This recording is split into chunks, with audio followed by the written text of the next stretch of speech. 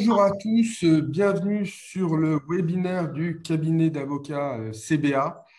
Je me présente Georges David Benayoun, avocat fiscaliste au barreau de Paris. Nous exerçons au cabinet des activités de conseil et de contentieux en matière de fiscalité et nous avons une expertise reconnue en matière d'expatriation. C'est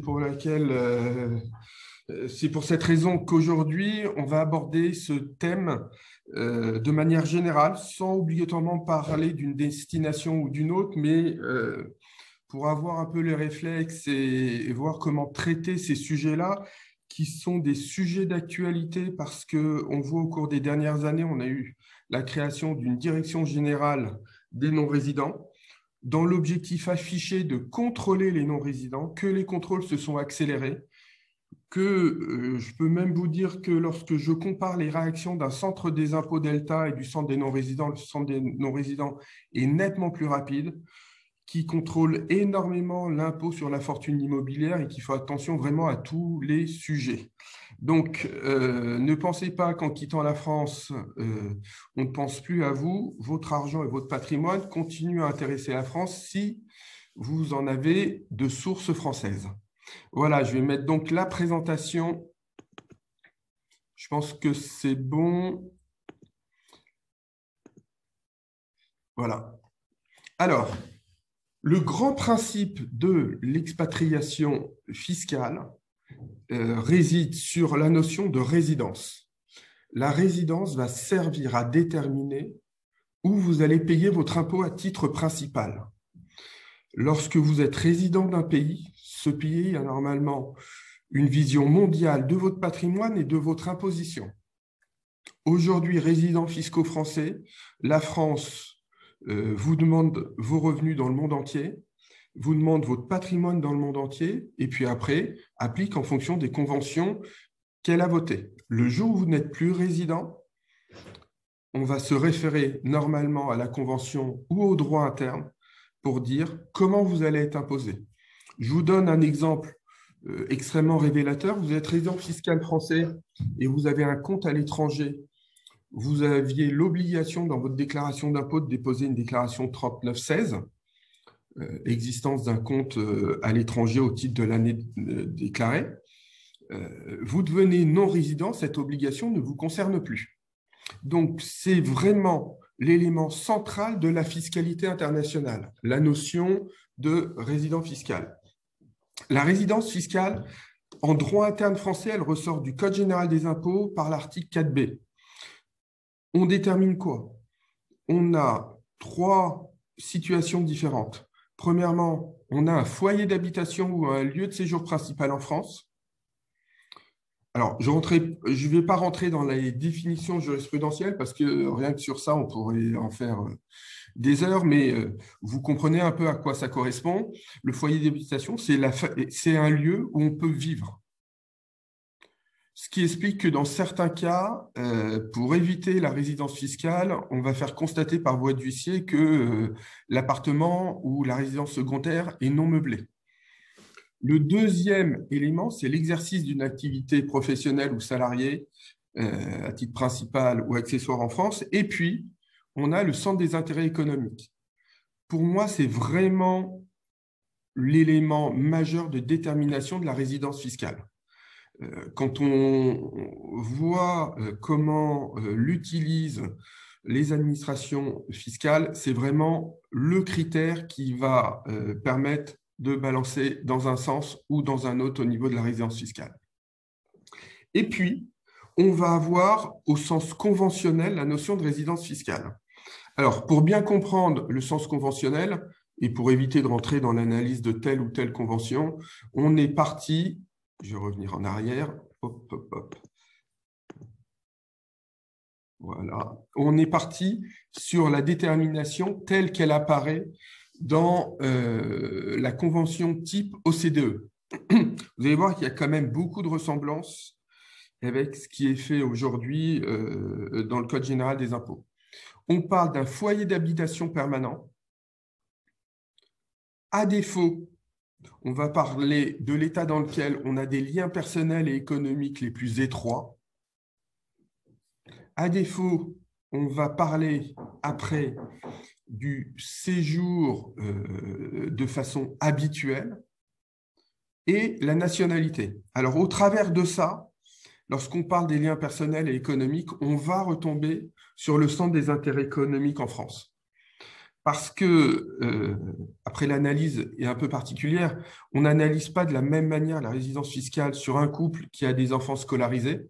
Et du coup, le lieu de scolarisation va être un élément important d'un couple qui est retraité, et donc dont les liens personnels sont quand même très compliqués à prouver lorsque ils ont 3 enfants et 3 enfants dans 3 pays différents. Élément important, et c'est pour vous montrer qu'on est sur une matière très fluctuante et où il faut vraiment avancer, prendre des pincettes, c'est qu'on a une décision extrêmement étonnante du Conseil d'État qui a aujourd'hui 15 jours où, pour la première fois, on retient la nationalité comme critère de résidence fiscale. Alors, on est dans un cas très particulier, mais on voit bien que ces notions qui restent quand même un peu vagues, par exemple, la notion de centre des intérêts économiques a été définie par la Cour administrative d'appel et le Conseil d'État en 2018 et 2019 de manière très claire. Et donc, ils nous disent qu'il faut faire une analyse entre les revenus de source française et les revenus de source étrangère, le patrimoine situé en France et le patrimoine hors de France. Et c'est d'ailleurs pour ça que lorsqu'on va assister des clients sur leur départ de France, la première question, c'est qu'est-ce que vous avez en France, qu'est-ce que vous avez à l'étranger, qu'est-ce que vous allez conserver en France, pour pouvoir justement faire cette analyse. Donc, on est vraiment sur le sujet, c'est la pierre angulaire de la fiscalité internationale, la résidence et la notion de résidence fiscale. Après, une fois qu'on a déterminé ça, c'est plutôt relativement simple. On va aller appliquer les règles, soit internes, soit propres à la Convention. Alors, on vous a sorti un certain nombre d'analyses et de thèmes. Typiquement, les pensions de retraite privées ne sont pas imposables en France, sont imposables dans l'état de résidence. Les pensions de retraite publiques sont toujours imposables en France, sauf à ce que vous ayez renoncé à la nationalité française. Concernant les revenus de capitaux mobiliers, on ne les déclare pas à l'impôt sur le revenu, mais on a typiquement, avec la France, une retenue à la source. Alors, la retenue à la source, pour quasiment tous les États, elle est conventionnellement fixée à 15%. Aujourd'hui, ce taux qui est nommément de 15% dans les conventions n'est pas appliqué, car le taux interne de 12,8 est inférieur. Et puis, on a quelques exceptions, et vous allez comprendre que ça explique quelques mouvements vers ces pays-là. On a notamment Dubaï, qui a réussi, avec les Émirats arabes unis, à faire signer une convention fiscale avec la France, où vous n'avez aucune retenue à la source. Alors, quand on sait que dans ces pays, on n'a ni impôt sur le revenu, ni impôt sur la fortune, alors la fortune, oui, et ni impôt sur les sociétés, vous comprenez pourquoi il y a un certain nombre de personnes qui partent vers Dubaï. Alors, c'est extrêmement intéressant, mais c'est aussi extrêmement dangereux. Je prends le cas de Dubaï, on a dans la convention fiscale un article très compliqué à analyser qui explique que si vous remplissez les critères de la résidence fiscale au sens du droit interne, ce que je vous ai décrit tout à l'heure dans l'article 4b, vous serez considéré comme résident fiscal français. Alors, on a un certain nombre de contrôles sur Dubaï, notamment tout ce qui est personnes visibles, donc les influenceurs, parce que ces personnes se sont dit, j'ai une société en France, je vais aller à Dubaï, donc je prendrai que du dividende à zéro, je n'aurai pas d'impôt sur le revenu, ce sera super. Sauf que comme les revenus restent des revenus de source française, sans aucune analyse et sans structuration, sans création de structure dubaïote, toutes ces personnes ont aujourd'hui fait l'objet de redressements fiscaux. Donc, principe sur les revenus de capitaux mobiliers retenus de 15%. Sur les revenus fonciers, qu'ils soient directement de source française. Directement, au sens fiscal, ça veut dire que vous êtes propriétaire d'un bien immobilier que vous donnez en location. Ou indirectement, par le biais d'une société civile immobilière ou un autre type de société transparente, vous serez toujours imposé en France. Spécificité pour les revenus fonciers, vous avez une imposition dès le premier euro à 20% et jusqu'à 27 000, donc jusqu'à 27 794 euros et après un taux de 30%. 20 et 30% sur lesquels on doit rajouter les contributions sociales. Donc, ça fait quand même un taux d'imposition de 37,2 et 47,2. Je dis souvent à mes clients que l'économie qu'ils ont fait sur les retraites, ils vont le perdre largement sur les revenus fonciers. Sauf si vous avez des revenus fonciers importants et que en France, vous aviez une imposition de l'ordre dans une tranche à 41 ou 45%. Parce que comme vous le voyez ici, la tranche de 30, c'est un maximum. Donc, quelqu'un qui avait l'habitude d'être dans une tranche à 41 ou 45, lorsqu'il part à l'étranger, il va descendre de tranche. Alors, avec une imposition dès le premier euro, mais il va descendre. Et donc, normalement, plus on a des revenus fonciers importants, plus on va se trouver dans une situation, je dirais, favorable. C'est intéressant ce que je vous explique parce que vous vous rendez compte que vous partez à l'étranger avec de tout petits revenus fonciers, vous allez payer très très cher en impôts, plus cher que d'habitude, plus cher qu'auparavant. Vous avez de très forts revenus fonciers, vous avez plutôt intérêt à partir. Alors, on va... Alors, j'ai une question et je vais la prendre puisqu'on a quelqu'un qui m'explique que si j'envoie un certificat de résidence fiscale dans le pays de résidence, du pays de résidence au centre des non-résidents, est-ce que ça suffit pour l'administration pour arrêter vous êtes non-résident? Alors, on va être clair. L'administration, a priori, elle s'en moque. Elle considère, vous faites une déclaration comme quoi vous êtes parti, par exemple, le 2 juillet 2021. Ou le 2 juillet 2020, et donc dans votre déclaration d'impôt, il y a quelques semaines, vous avez dit que vous étiez non-résident. L'administration, elle acte, c'est un acte déclaratif. Ce n'est pas parce que un pays étranger vous aurait donné une attestation de résidence que cette attestation est opposable à l'administration fiscale française. Il faut pouvoir remplir les critères dont je vous ai parlé tout à l'heure. On sait bien qu'il y a pas mal d'administrations fiscales qui sont d'une grande souplesse ou moyennant avantage en nature, on peut obtenir des documents. Donc, la France fait peu de cas d'une simple attestation de résidence fiscale étrangère. Et pour le coup, moi, je l'ai connu récemment avec les États-Unis. La France et les États-Unis se sont disputés une résidence fiscale concernant un client. Mon client avait bien dit à un moment, je suis résident fiscal français, et puis à un moment, il était passé résident fiscal américain. Ça n'a pas empêché, sur les 3 années, les deux pays de dire, il était véritablement français pendant 2 ans, et une année, il était véritablement résident fiscal américain. Donc, non, le document, c'est toujours intéressant de l'avoir parce que ça va être une première approche, mais qu'on soit clair, avec le centre des non-résidents, ce n'est pas ce qui va suffire en termes d'analyse. Alors, pendant qu'il continue le ravalement, on va pouvoir continuer l'analyse. Alors, les plus-values immobilières. Extrêmement important. Même chose que les revenus fonciers. Le principe, c'est que vous avez une imposition en France puisque le bien se trouve en France.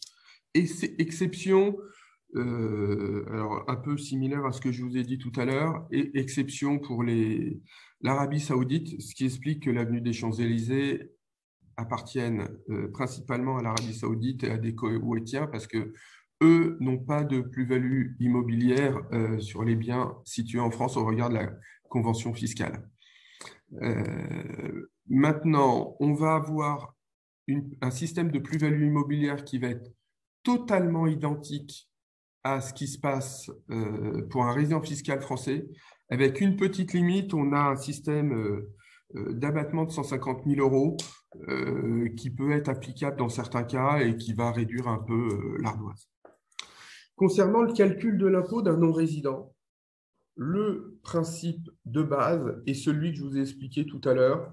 Première tranche à 20% dès le premier euro jusqu'à 27 000 et au-dessus 30%.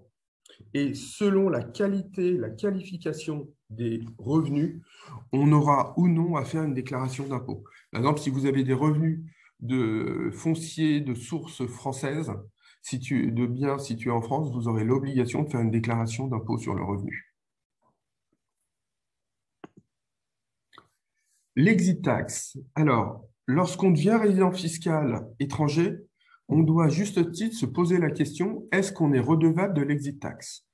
L'exit tax a été réintroduit par Fillon en 2012, modifié par François Hollande et remodifié par Macron. Alors, c'est quasiment le même principe, c'est on va aller chercher une imposition au regard des plus-values latentes. Mais cette imposition n'est pas immédiatement exigible, on va vous donner un sursis d'imposition. Sursis d'imposition automatique si vous partez en Europe, sursis d'imposition moyennant des garanties si vous partez en dehors de l'Europe. Alors, dans quel cas on applique l'exit tax? D'abord, il faut que vous ayez été résident fiscaux français pendant au moins 6 ans au cours des 10 dernières années et que vous déteniez une société soumise à l'IS, soit à hauteur de plus de 50%, alors attention, il y a des notions de groupes familiaux, ou que la valeur de votre participation, par exemple, vous détenez 10% d'une société, mais sa valeur est supérieure à 800 000 euros. À ce titre-là, on devra donc déposer un dossier d'exit tax. Spécificité, selon que les pays aient signé avec la France des conventions en matière de recouvrement et des conventions en matière de lutte contre la fraude fiscale, on va avoir un mécanisme un peu différent. Typiquement, vous partez pour les États-Unis, il se trouve que la France a signé des conventions avec ce pays-là. Vous devez déposer juste avant votre départ un dossier d'exit tax. Vous partez pour Dubaï ou Israël, vous devez déposer votre dossier 90 jours au moins avant d'être parti. Donc ça, il faut faire attention. Alors le grand sujet de l'exit tax, c'est une papasserie énorme et surtout, on a une spécificité, c'est qu'aujourd'hui, on a 3 régimes. Le régime Sarkozy qui arrive en fin de vie, puisqu'il était 2012 plus 8 et 1, 9 ans, donc on est sorti. Le système Hollande qui avait une durée de vie de 15 ans et le système Macron qui, selon qu'on soit à plus de 2,5 millions ou à moins de 2,5 millions, a une durée de vie de 2 ans ou 5 ans. Alors, quand on dit que la fiscalité française est compliquée, pour le coup, là, vous avez un exemple parfait. Parce que vous vous rendez compte que si vous partez aujourd'hui de France, alors d'ailleurs, je vous conseille, pour des raisons d'élection présidentielle, si vous voulez partir, de partir avant le 31 décembre. Les règles pourraient changer après le 31 décembre 2021. Vous serez dans l'obligation, vous aurez donc une durée de 2 ans ou 5 ans. Donc, vous allez comprendre rapidement que quelqu'un qui est parti, par exemple, en 2016, ben lui, il sera toujours soumis à l'exit tax de François Hollande, alors que vous ne l'aurez plus dans 2 ans parce que vous êtes parti sous la période Macron. Dernière chose, souvent on me dit, mais c'est totalement incohérent, pourquoi on fait ce mécanisme-là? Ce mécanisme-là a été créé pour éviter que vous partiez le lundi dans un pays, que le mardi vous vendiez les titres avec une fiscalité privilégiée et que vous reveniez, on va dire, le mercredi en France sans avoir payé d'impôts. Alors, bien évidemment, j'ai synthétisé sur une semaine, ça se fait généralement sur un délai plus long. Et donc, c'est fait pour protéger à partir du moment où votre société, vous l'avez créée en France et que ça reste une société française. Il y a 2 limites à ce mécanisme. D'abord, il faut savoir que l'exit tax existe quasiment dans le monde entier, qu'on a un des régimes les plus cool à contourner, on peut dire. À l'inverse, un des plus compliqués, le régime mis en place aux États-Unis, avant Trump par les démocrates, mais renforcé également par Trump. C'est-à-dire que lorsque vous quittez les États-Unis et que vous avez une problématique d'exit tax, vous avez des sommes sans commune mesure avec ce que vous auriez eu en qualité de résident fiscaux français. À l'inverse, autre chose, l'exit tax, en réalité, sert à peu de choses, sauf à taxer les contributions sociales, parce que vous vous rendez compte, dans le cadre d'une convention fiscale, souvent, on va de toute façon taxer une société française. Si vous détenez plus de 25% d'une société, exit tax ou pas exit tax, vous serez taxé en France. Donc voilà, sur l'exit tax, c'est un élément pour moi important. Donc on a un mécanisme, là vous voyez un peu à l'écran, c'est ce que je viens de vous expliquer sur le mécanisme 8 ans, 15 ans, 2 ou 5 ans. Et alors maintenant, je voudrais rentrer sur un peu plus de pratique parce qu'on a vu les sujets principaux. Il faut savoir que un départ de France, ça se prépare. Ne pensez pas, par exemple, que comme vous partez de France, vous allez pouvoir oublier de payer votre dernière déclaration d'impôt. Typiquement, tous les ans, j'ai 4-5 dossiers qui arrivent parce que des Français sont partis en Espagne, au Portugal, et puis ils me disent, mais je ne comprends pas. Le fisc portugais ou espagnol m'a saisi en invoquant une créance fiscale française. Et oui, au sein de l'Europe, il y a des accords. Donc, ce n'est pas parce que vous partez dans un pays à 1000 km qu'on ne va pas venir vous chercher. Et notamment, l'année de départ, vous avez un vrai sujet qui est la déclaration d'impôt, qui est d'une complexité, pour le coup, extrême. Nous, au cabinet, ce sont généralement les déclarations qu'on réalise en premier, parce que ce sont les plus complexes. On va faire sur une année 2 déclarations. Une 2042 classique, jusqu'au jour du départ. Par exemple, retenons la date du 1er juillet. Et puis, du 1er juillet au 31 décembre, on va faire une déclaration beaucoup moins classique, avec uniquement les revenus de source française. Et les revenus de source française, c'est un peu ce que je vous ai expliqué tout à l'heure. Sur les déductions, réductions, on va regarder, mais vous n'avez pas le droit en qualité de non-résident à des réductions, à des déductions. Je vous ai expliqué que vous n'aurez pas à remplir une 3916 à partir du jour où vous êtes parti. Il y a un certain nombre de choses qu'il va falloir regarder dans la déclaration et donc arbitrer. C'est-à-dire comment on détermine les revenus fonciers de la deuxième période de l'année lorsqu'on va couper au 1er juillet ou au 1er décembre. Et autant d'éléments, je vous rappelle, je ne vous l'ai pas précisé tout à l'heure parce que pour moi c'est une évidence, mais lorsqu'on est non-résident, on n'est plus taxé en fonction du quotient familial. C'est pour ça qu'on est imposé dès le premier euro. Que vous ayez un enfant, 5 enfants, vous aurez de toutes les manières la même charge d'impôt, sauf à passer sur un régime d'imposition mondiale que je ne vais pas développer ici. Nous, on a mis en œuvre un certain nombre de mécanismes pour protéger et préparer les départs de France. Au minimum, ce que je peux vous dire aujourd'hui, c'est que lorsqu'on arrive dans un pays, on va aller chercher et s'inscrire au consulat de France pour avoir une carte de résidence et donc une carte de non-résident français, de Français non-résidents à l'étranger. Et puis, une fois par an, vous aurez la problématique de la déclaration d'impôt. Selon la typologie des revenus, vous aurez encore à déclarer. Important à souligner, lorsque vous partez et que vous êtes retraité, aujourd'hui, souvent, vous avez déjà le prélèvement à la source.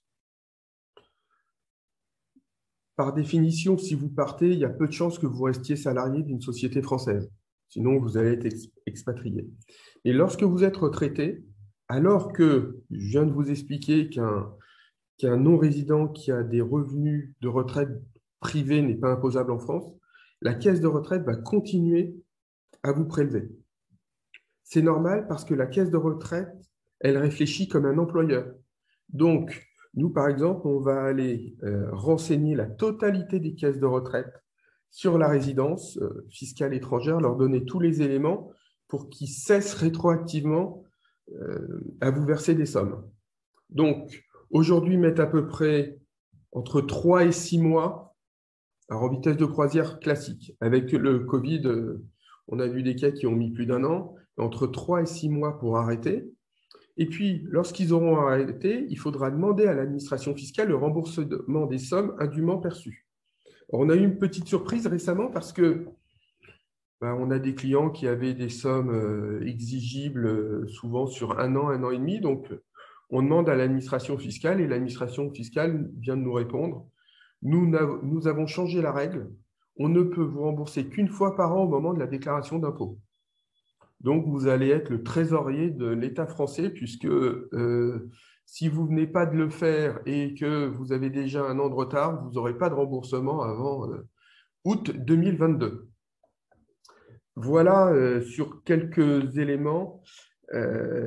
Donc, j'ai essayé de vous présenter les éléments principaux et les problématiques les plus importantes sur des départs de France. Il faut bien comprendre que c'est une matière un peu compliquée qui dépend beaucoup du pays où vous allez partir. Alors, c'est vrai que nous, au cabinet, on a des pays de prédilection, mais je crois qu'on doit avoir une quarantaine de destinations. Dans les fuseaux horaires, on doit passer du Brésil à l'Australie, en ayant quasiment toute l'Europe, y compris des pays de l'Est.